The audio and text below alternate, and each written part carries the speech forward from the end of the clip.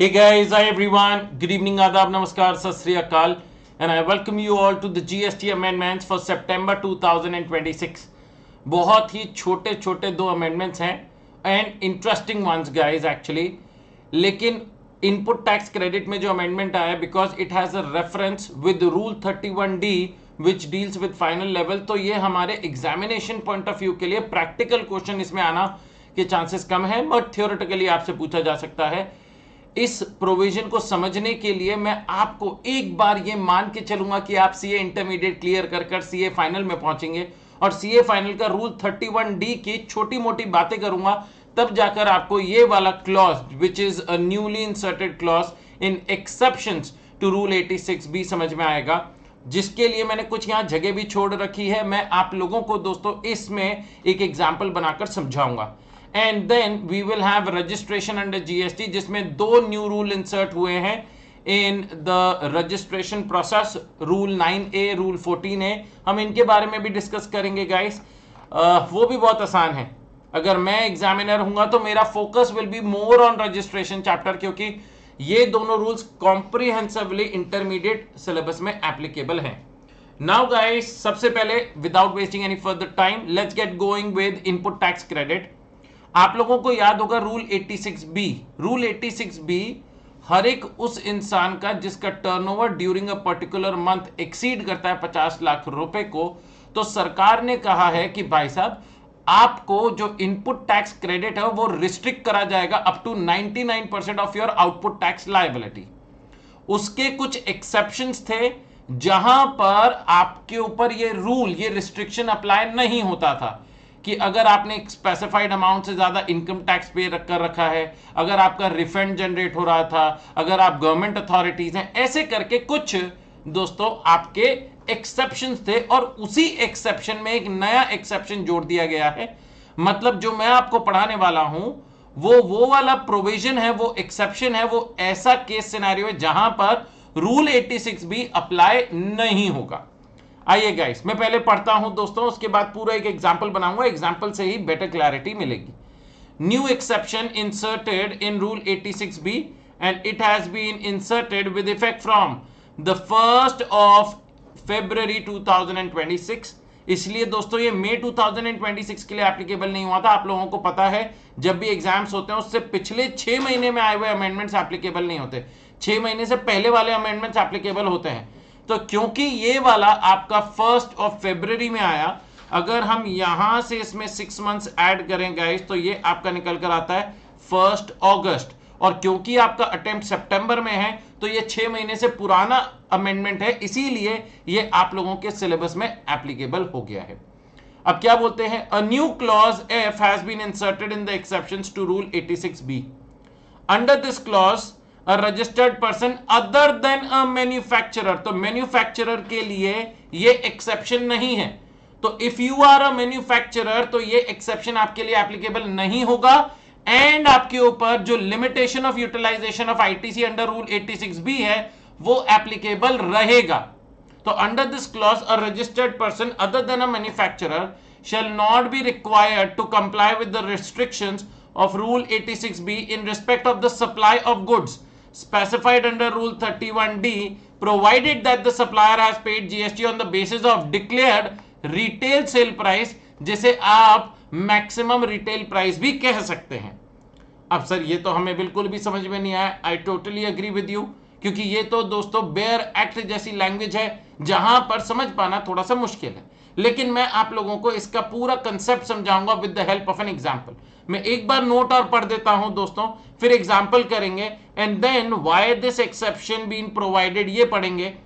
कहते हैं rule note, rule 31D to be covered at the final level provides a special valuation mechanism for specified goods such as pan masala and tobacco products, okay, with effect from 1st February 2026. GST on these products is payable on the declared retail sale price, RSP MRP, after excluding the GST component instead of the normal transaction value determined under section 15 of the CGST Act. हम लोगों ने जो intermediate level में valuation of supply वाला chapter पढ़ा और valuation of supply में हम लोगों ने देखा कि जो जीएसटी पे करते हैं हम वो ट्रांजैक्शन वैल्यू पर पे करते हैं, मतलब बेसिकली सिंपल लैंग्वेज में बोलूं तो मैंने जितने का सप्लाई किया उस पर पे करते हैं। हाउएवर दोस्तों, अगर कुछ प्रोडक्ट्स के लिए सरकार ने वैल्यूएशन रूल 31D अप्लाई किया, जहां बोला इररिस्पेक्टिव ऑफ द वैल्यू कि आपने सामने वाले को कितना बेचा है, आपके प्रोडक्ट पर जो प्राइस लिखा गया है that will be considered to be the value जिस पर आपको जीएसटी लिवाई करना होगा। हाउएवर, क्योंकि जो मैक्सिमम रिटेल सेल प्राइस होता है, अगर आप ध्यान से देखें, मैक्सिमम रिटेल सेल प्राइस होता है, उसके आगे अगर आप ब्रैकेट में देखें तो लिखा होता है इंक्लूसिव ऑफ ऑल टैक्सेस, मतलब उसमें ऑलरेडी टैक्सेस इनकॉर्पोरेटेड है, तो आप रिवर्स कैलकुलेशन कर उसकी वैल्यू निकाल लेंगे। अब मैं सिंपल लैंग्वेज में आपको समझाता हूं with the help of an example. Let's say दोस्तों, एक इंसान है मैन्युफैक्चरर, दूसरा है दोस्तों होलसेलर, एंड तीसरा है रिटेलर, और चौथा है कस्टमर। नॉर्मल हमारा सिनेरियो क्या रहता है दोस्तों, मैन्युफैक्चरर होलसेलर को बेचता है, होलसेलर रिटेलर को बेचता है, रिटेलर कस्टमर को बेचता है, और कस्टमर फाइनली प्रोडक्ट को कंज्यूम कर लेता है, तो final burden of tax stage on the consumer. Fair enough guys. Let's say दोस्तों, यहां पर जो टोबैको की बात हो रही है, तो टोबैको पर everybody has to be very very careful in order to understand. जो कंज्यूमर टोबैको खरीदता है, लेट्स से सिगरेट का पैकेट खरीदता है, तो वो तो उतना ही पैसा देता है ना जितना सिगरेट के पैकेट पर प्राइस लिखा हो। लेट्स से उसके पर प्राइस लिखा हुआ था 140 rupees of a packet of cigarettes inclusive of all taxes.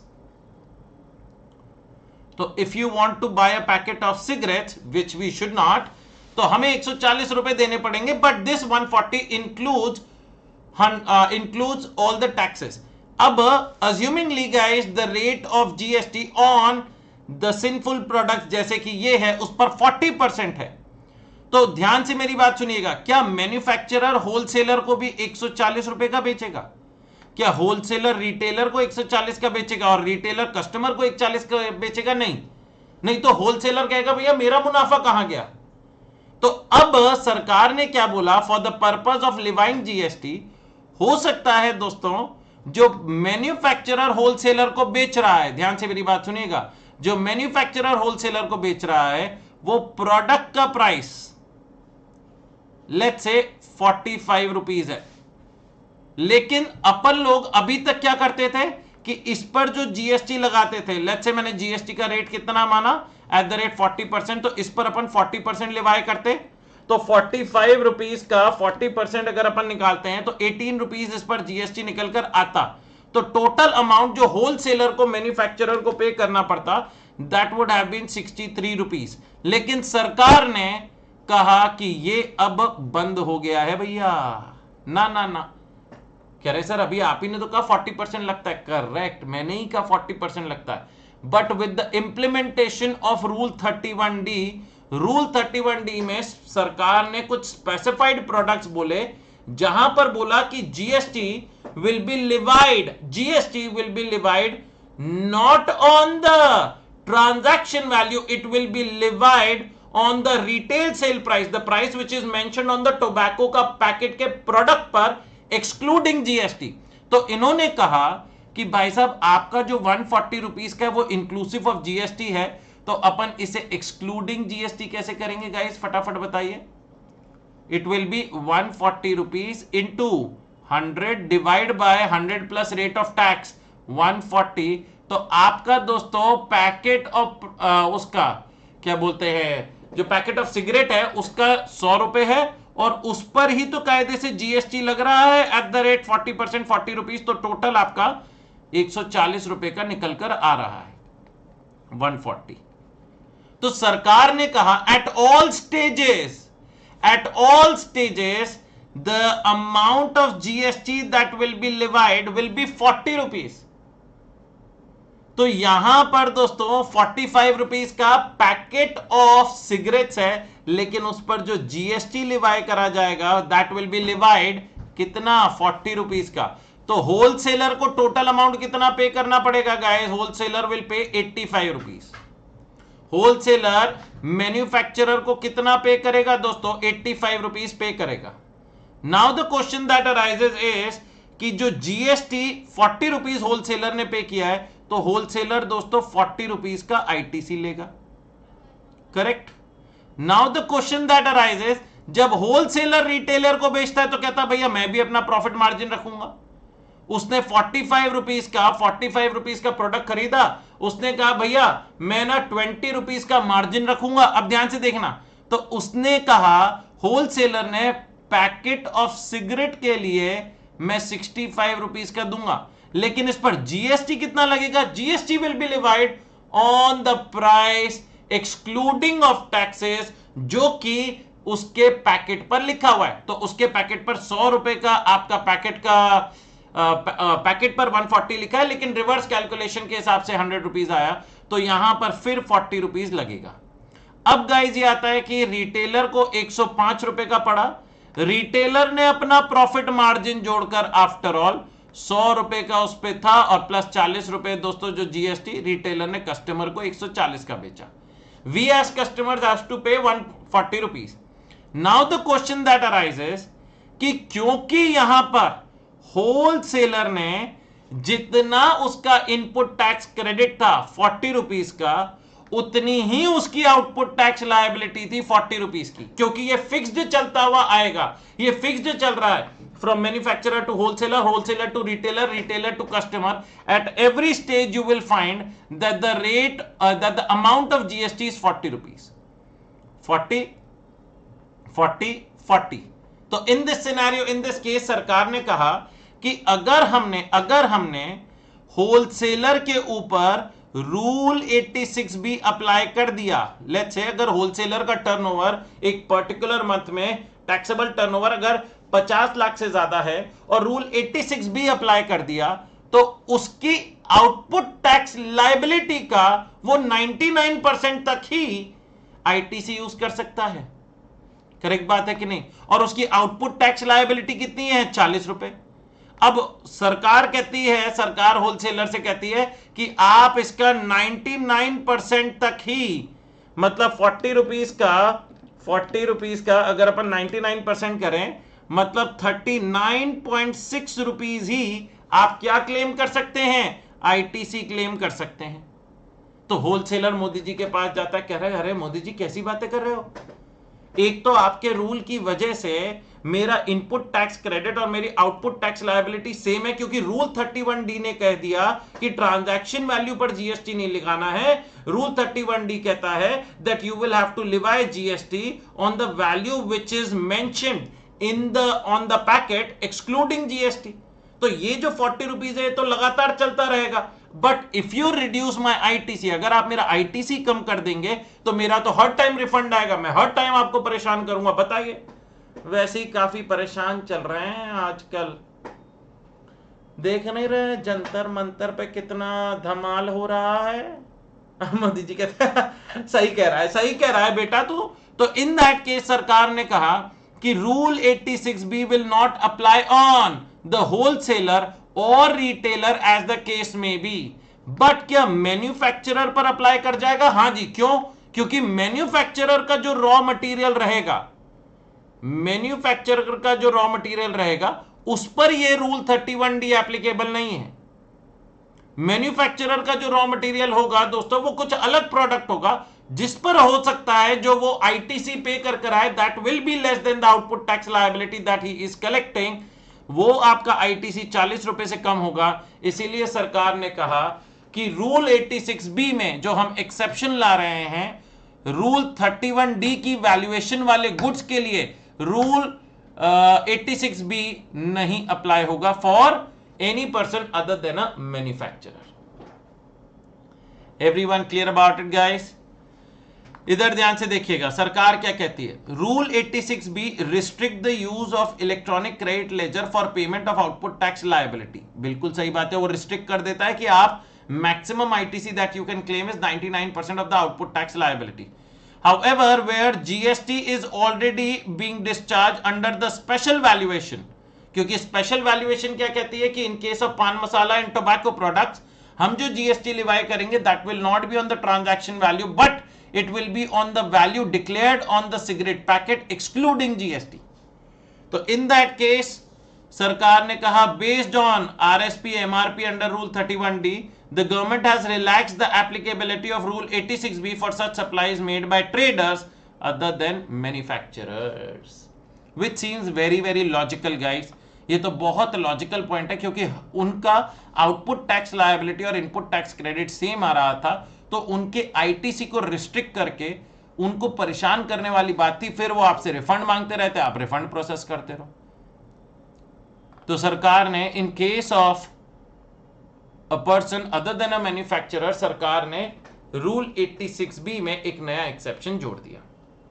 Next guys, registration under GST, this is the second and the last amendment.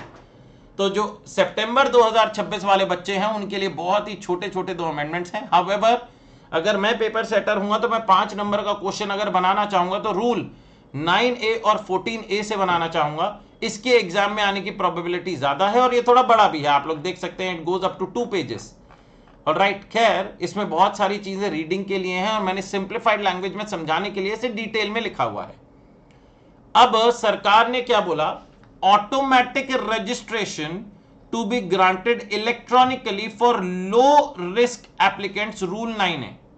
एक नया रूल आया 9A, जहां सरकार ने कहा कि in order to reduce the time span जिसमें registration process होता है, और जो रजिस्ट्रेशन प्रोसेस है वो काफी लंबा हो सकता है, जिसमें साइट वेरिफिकेशन वगैरह हो सकती है, and in that scenario, in that case, जब आपको पता है ना साइट वेरिफिकेशन वगैरह होती है, then registration can be granted within 30 days, या registration has to be granted within 30 days from the date of application of registration. तो सरकार ने कहा ये 30 डेज का टाइम पीरियड काफी ज्यादा है। सरकार ने जो अपना डेटा एनालिसिस और रिस्क पैरामीटर्स के बेसिस पर सरकार ने कहा कि अगर हमें लगता है कि एक इंसान जिसके ट्रैक रिकॉर्ड्स खराब नहीं हैं और जो टैक्स पेबल जो करने वाला है, जो टैक्स आउटपुट टैक्स लायबिलिटी निकालने वाला है, वो भी उसका कोई सिग्निफिकेंट अमाउंट नहीं है, तो we will grant them registration quickly within a span of 3 days, 3 working days के अंदर अंदर सरकार ने कहा कि हम उसे रजिस्ट्रेशन सर्टिफिकेट ग्रांट कर देंगे। ऑलराइट सर, ऐसे कौन कौन से लोग हैं जो ये वाला रूल अप्लाई करवा सकते हैं? उनके लिए नीचे एलिजिबिलिटी क्राइटेरिया है और रूल 14A हमें बताता है eligibility criteria and the terms and conditions to follow rule 9A। तो मैं रूल 9A पढ़ाऊं उससे पहले मैं आप लोगों को रूल 14A पढ़ाऊंगा। 9A और 14A क्या इंटरकनेक्टेड है? हाँ जी, और इसके लिए मैंने एक फ्लो चार्ट भी बना रखा है, ये देखिए, flow chart of registration after introduction of rule 9 and 14A। आप एप्लीकेशन फॉर रजिस्ट्रेशन फाइल करते हैं और रजिस्ट्रेशन फाइल करते वक्त आपके पास एक ऑप्शन आएगा to opt for rule 14A। 14A में आपके एलिजिबिलिटी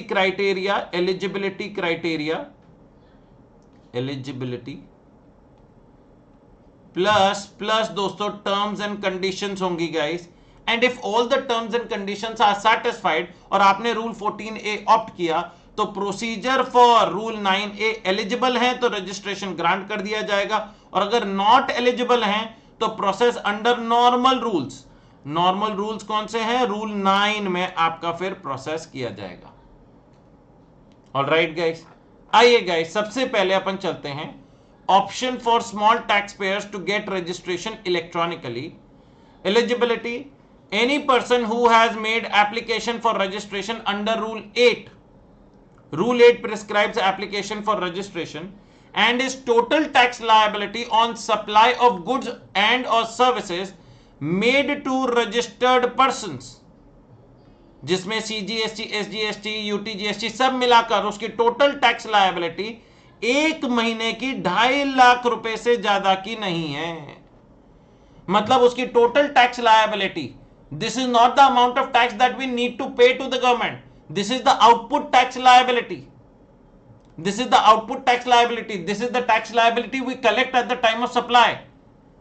तो कहते हैं अगर आपकी आउटपुट टैक्स लायबिलिटी आप अपने सिस्टम पर, आप अपने पोर्टल पर जब रूल 14A ऑप्ट करने का सोचेंगे तो वो क्लियरली आपको मेंशन करेगा कि आपकी 1 महीने की आउटपुट टैक्स लायबिलिटी 2.5 लाख से ज्यादा की नहीं होनी चाहिए, तभी इस रूल में आई है।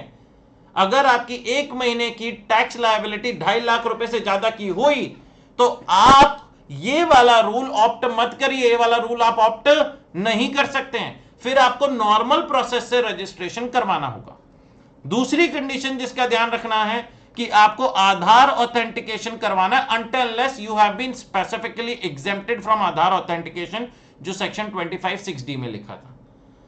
तो सरकार ने दो चीजों का इस पे फोकस किया कि अगर आपका एक महीने का output tax liability, this is not the net cash payable, मैं output minus input tax credit की बात नहीं कर रहा हूं, मैं सिर्फ आउटपुट टैक्स लायबिलिटी की बात कर रहा हूं। अगर एक महीने का 2.5 लाख रुपए तक है और अगर आपने आधार ऑथेंटिकेशन किया है, then you can opt to get yourself registered with the help of rule 9A and 14A, जहां आपको रजिस्ट्रेशन सर्टिफिकेट ग्रांट कर दिया जाएगा within a span of just 3 working days. उसमें ज्यादा समय नहीं लगेगा, इलेक्ट्रॉनिकली ही आपको रजिस्ट्रेशन सर्टिफिकेट ग्रांट कर दिया जाएगा, प्रोवाइडेड ऑन द पोर्टल आप डेटा एनालिसिस को रिस्क पैरामीटर्स के बेसिस पर लो रिस्क असेसी की कैटेगरी में आ रहे हैं। मतलब आपने पुराने टैक्सेशन सिस्टम्स में या आपने इनकम टैक्स में या आपके नाम पर कभी धब्बा ना लगाओ कि ये तो टैक्स चोरी करता है। समझ में आया? रजिस्ट्रेशन एप्लीकेशन कहते हैं single registration, a tax payer can have only one registration per state UT under this option against the same PAN. तो गाइज, अगर आपके पास एक ही स्टेट में मल्टीपल ब्रांचेस हैं तो आप ये वाला ऑप्शन जो स्मॉल टैक्स पेयर्स वाला है वो आप नहीं अवेल कर सकते हैं। हां, अगर आपका राजस्थान में एक ब्रांच है, मध्य प्रदेश में एक ब्रांच है, उत्तर प्रदेश में एक ब्रांच है, एक ब्रांच वेस्ट बंगाल में, एक ब्रांच महाराष्ट्र में है, तो कोई प्रॉब्लम नहीं है। Then you can apply for rule 14, मतलब you can apply for registration under rule 14 है। It overrides rule 11 providing separate registration for multiple places of business within a state UT. तो अगर आपके एक ही स्टेट में मल्टीपल ब्रांचेस होंगे तो आप ये वाला ऑप्शन नहीं ले सकते। Next, grant of registration within 3 working days. Once Aadhaar number is successfully authenticated, registration granted electronically by the common portal within 3 working days from the date of submission of application. System ही पूरा आपका काम कर कर भेज देगा, इसमें proper officer का कोई अभी इन्वॉल्वमेंट होगा ही नहीं। याद है दोस्तों, नॉर्मल प्रोसेस में प्रॉपर ऑफिसर के पास केस जाता है। नॉर्मल रजिस्ट्रेशन प्रोसेस में प्रॉपर ऑफिसर इवैल्यूएट करता है कि जो आपने डॉक्यूमेंट दिए क्या वो सही है या नहीं है। याद आ रहा है कि नहीं? Next, withdrawal from this option under this rule, withdrawal from the option under this rule, if the registered person intends to withdraw from the option he shall file an application in the prescribe form. अब आपको लगता है कि आपका turnover अब आपका output tax liability, not turnover, एक महीने का 2.5 लाख से ज्यादा का होने वाला है, तो क्या आपको इंटीमेट करना पड़ेगा? हां जी। और फिर आपको क्या बाकी सारे डॉक्यूमेंट्स या जो आपका ऑलरेडी रजिस्टर्ड है रजिस्ट्रेशन नंबर वो चलता रहेगा, लेकिन आपको फिर से एक रजिस्ट्रेशन प्रोसेस में जाना पड़ेगा। No new registration number will be provided, कोई नया रजिस्ट्रेशन नंबर नहीं प्रोवाइड करा जाएगा। इस चीज का ध्यान रखना, जो आपको पहले रजिस्ट्रेशन सर्टिफिकेट प्रोवाइड करा हुआ है वही चलता रहेगा। बट क्योंकि अब आप बड़े आदमी हो गए हैं तो प्रॉपर ऑफिसर एक बार आके सब चीजें चेक कर लेगा, भैया सब चीजें ठीक है कि नहीं है, और फिर आपके रजिस्ट्रेशन सर्टिफिकेट को अमेंड कर देगा। ये बोल देगा कि जो पहले आपको रजिस्ट्रेशन सर्टिफिकेट मिला था वो under rule 9A and 14A मिला था, नाउ जो रजिस्ट्रेशन सर्टिफिकेट अमेंड हो गया है वो अंडर रूल 9 हो गया है। That's it. Registration number evolve नहीं होगा, रजिस्ट्रेशन नंबर चेंज नहीं होगा, इस चीज का ध्यान रखना। Next, restriction on withdrawal of option, a registered person shall be allowed to file such application only if he has furnished all the returns. Pending returns आपकी दोस्तों पूरी होनी चाहिए from the period from the effective date of registration till the date of application for withdrawal, and no cancellation proceedings, कोई cancellation proceedings आपने under section 29(1) ना करी हो। ओके। नेक्स्ट, आधार ऑथेंटिकेशन तो आप लोगों को पता है होता है दोस्तों। Aadhaar authentication and other verification to apply to withdrawal based on data analysis and risk parameters. कहते हैं based on data analysis and risk parameters on the common portal, the provisions of rule 84A relating to authentication of Aadhaar number or biometric based Aadhaar authentication, taking photographs of the applicant along with the verification of original copy of documents uploaded along with the registration application will also apply to withdrawal to application for withdrawal. मतलब जब आप rule 9A rule 14A से बाहर निकलकर आप normal process में आना चाहते हैं, क्योंकि आपको आना पड़ेगा अगर आपको लगता है कि आपके एक महीने की आउटपुट टैक्स लायबिलिटी 2.5 लाख से ज्यादा की हो रही है, तो आपको आना पड़ेगा। सर व्हाट इफ हम चुप रहे, हम नहीं बताएं भैया कि 2.5 लाख से 3 लाख हो गई है, 3.5 लाख हो गई है, तो आपको जब पोर्टल पर आप GSTR 1 भरने जाओगे तो आपकी वो आउटपुट टैक्स लायबिलिटी से जैसे ही आपका ज्यादा होगा 2.5 लाख, तो वो पॉपअप कर देगा no no no no no no no no. समझ रहे हैं गाइस? मतलब उन्होंने सिस्टम बना रखा है कि जो आपका GSTIN है वो अभी इशू किया गया under rule 9A and 14A। अब रूल 9A और 14A के बेसिस पर जो GSTIN के आप रिटर्न भरने जाएंगे उसमें मैक्सिमम से maximum output tax liability 2.5 lakh रुपए की ही आप दिखा सकते हैं। और आपका अगर टर्नओवर इतना ज्यादा हो गया था कि आउटपुट टैक्स लायबिलिटी 2.5 लाख से ज्यादा की हो गई तो आप फंस जाएंगे। तो आपको फिर रूल 9A और 14A छोड़कर जो जेनरिक रूल है उसमें आके अपना आधार ऑथेंटिकेशन, उसमें आके दोस्तों अपना सारा काम करना पड़ेगा और फिर आपके रजिस्ट्रेशन सर्टिफिकेट को अमेंड कर दिया जाएगा and then you will be registered under the normal rule. This is what the point is. तो सर इसका पर्पस क्या था? इसका पर्पस बस ये है कि जो स्मॉल टैक्स पेयर्स हैं उनके रजिस्ट्रेशन प्रोसेस में जो लंबा वक्त लगता था उसको बिल्कुल छोटा कर दिया है और फटाफट उसमें प्रॉपर ऑफिसर का इन्वॉल्वमेंट कम कर दिया है, क्योंकि प्रॉपर ऑफिसर एक इंसान है भैया, उसके पास बहुत सारी एप्लीकेशंस होती हैं।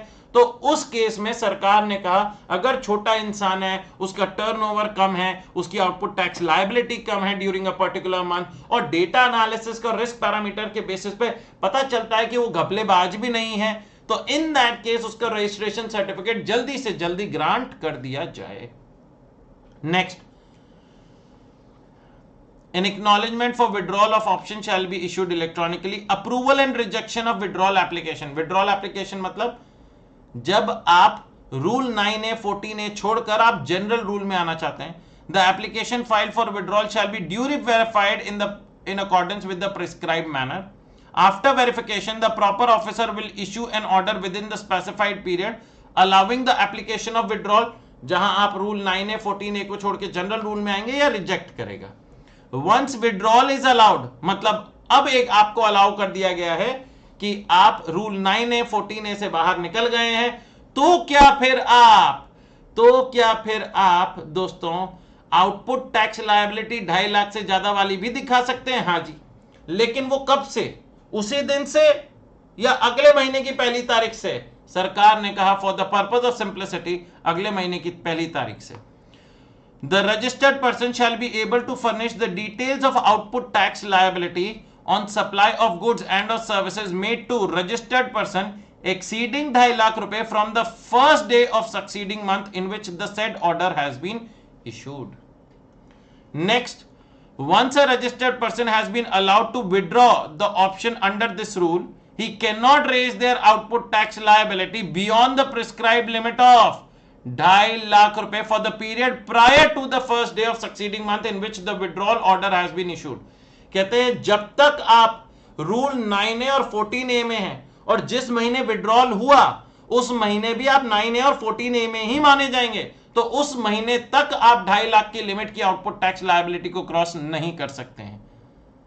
तो सरकार ने कहा अगर आपको लग रहा है कि अगले महीने से 2.5 लाख से ज्यादा की आउटपुट टैक्स लायबिलिटी हो जाएगी, तो पिछले महीने से ही आप विड्रॉल के लिए अप्लाई कर दीजिए, क्योंकि जिस महीने विड्रॉल होगा उस महीने के एंड तक तो मैक्सिमम से मैक्सिमम आउटपुट टैक्स लायबिलिटी जो आप शो कर सकते हैं वो 2.5 लाख ही शो कर सकते हैं। Where proceedings for cancellation of registration has been initiated by the proper officer after filing of withdrawal application and the said proceedings are pending, the withdrawal application shall be rejected by the proper officer. अगर proper officer suo motu आपका cancel कर रहा है तो जो आपकी withdrawal application है उसे रिजेक्ट कर देगा, क्योंकि कहीं ना कहीं यहां आप कुछ गड़बड़ कर रहे हैं. And the provisions in relation to approval of application on deemed basis shall not be applicable in such cases. And last, changes in particulars furnished in registration certificate. Registration certificate में अब चेंजेस हो जाएंगे कि जो आपका registration हुआ था as a small क्या बोलते हैं यहां पर जो वर्ड यूज किया गया है दोस्तों, स्मॉल टैक्स पेयर हुआ था अंडर रूल 14A, और जब आप नॉर्मल में आ जाएंगे तो वो वाला रूल 14A हटकर आपके रजिस्ट्रेशन सर्टिफिकेट को अमेंड कर दिया जाएगा, जहां आपके नॉर्मल प्रोसेस से आपके सारे डॉक्यूमेंट्स चेक हुए, सारी चीजें चेक हुई, and the proper officer is satisfied that everything is in order, तो वो आपके रजिस्ट्रेशन सर्टिफिकेट को अमेंड कर देगा और बोलेगा कि यही GSTIN जो पहले रूल 9A और 14A में गवर्न था, now it has come in the general rule. कहते हैं where there is any change in particulars furnished in application for registration in prescribed form, such particulars should be amended before filing an application for withdrawal. अब आ जाते हैं दोस्तों ऊपर 9A. कहते हैं assumingly that all the parameters of rule 14A are satisfied, a new rule has been inserted to provide an automated grant of GST registration based on system driven risk assessment. इसमें proper officer का involvement नहीं होगा. As per this rule, a person who has applied for registration under rule 8 जो कि normal registration है, rule 12 जो rule normal registration है, मतलब आप आगे से टैक्स कलेक्ट करोगे, आप ITC क्लेम करोगे, वो वाला rule. Registration of persons liable to deduct tax और कलेक्ट टैक्स, या रूल 17 अगर आप UIN होल्डर बनना चाहते हैं, shall be granted registration electronically on the common portal within 3 working days from the date of submission of application, provided the applicant is identified as a low risk applicant on the basis of data analysis and risk parameters. all right, उसे low risk applicant घोषित करेगा कौन? Data analysis और risk parameters के basis पर, जो मतलब सरकार ने AI आर्टिफिशियल इंटेलिजेंस लगा रखी है, उसके बेसिस पर यह नजर आता है कि आप धोखेबाज नहीं हैं, आपने पहले कभी टैक्स की चोरियां नहीं करी हैं, क्योंकि वो इनकम टैक्स में भी अगर आपके ऊपर कोई टैक्स की चोरी होगी ना तो वो भी यहां मेंशन हो जाएगी, क्योंकि CBDT का डेटाबेस CBIC के डेटाबेस को मर्ज करता है, चेक करवाते हैं एक दूसरे से. Impact of rule 9A overrides the provision of rule 9. ये 9 क्या है दोस्तों? General rule relating to verification and approval of registration applications, क्योंकि वेरिफिकेशन एंड अप्रूवल कौन करता है रूल 9 में? Proper officer. तो यहां हमने बाईपास ले लिया है दोस्तों प्रॉपर ऑफिसर से. क्यों? क्योंकि हम छोटे आदमी हैं यार, कहां प्रॉपर ऑफिसर को हमारे जैसे छोटे आदमी के लिए परेशान किया जा रहा है. अब वो छोटा आदमी कैसे इन्होंने पता लगाया कि अगर आपका 1 महीने की आउटपुट टैक्स लायबिलिटी 2.5 लाख रुपए तक की है, मतलब वो कोई बहुत सिग्निफिकेंट अमाउंट नहीं डाला है, इस वजह से. Accordingly if the common portal classifies an applicant as low risk, registration will be granted automatically within 3 working days without undergoing the regular verification process under rule 9. After identified as higher risk, अगर पता चला भैया higher risk हो गया है, तो क्या इसको फिर नॉर्मल वेरिफिकेशन प्रोसेस से जाना पड़ेगा? हाँ जी. ऑब्जेक्टिव क्या है दोस्तों? This amendment aims to facilitate faster registration for genuine tax payers, reduce manual intervention in low risk cases, adopt a technology driven and high risk and risk based approach for processing GST registration applicants. अब ध्यान से देखिएगा,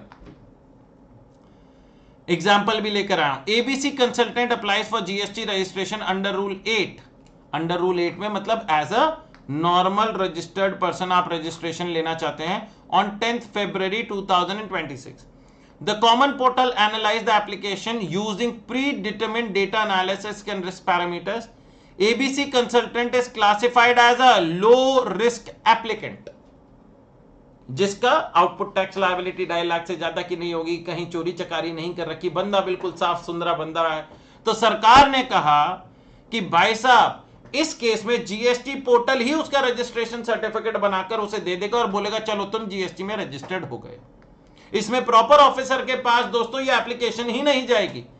The common portal will automatically grant GST registration within 3 working days, that is on or before 13th February, without the application being processed under the verification procedure described in Rule 9. लेकिन हाँ, अगर आपको लगता है कि भैया अब तो मेरा टर्नओवर बढ़ रहा है, मेरी सेल्स बढ़ रही हैं, तो इन दैट केस आपको इस वाले प्रोसेस से बाहर होना पड़ेगा, आपको रूल 9 में जाना पड़ेगा और अपना डिटेल वेरिफिकेशन एक बार फिर से करवाना पड़ेगा। और डिटेल वेरिफिकेशन होने के बाद once the proper officer is satisfied, he will amend your registration certificate stating कि जो आप पहले रजिस्टर्ड थे under rule 9A and 14A, now you are registered as a normal person under rule 9। This is what this entire provision is. All right guys, I hope you guys enjoyed the 2 amendments guys। 2 ये छोटे छोटे amendment थे guys।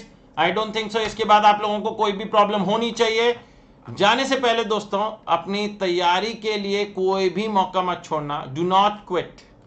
कहते हैं ना, when things go wrong as they sometimes will, when the road you are trudging seems all uphill।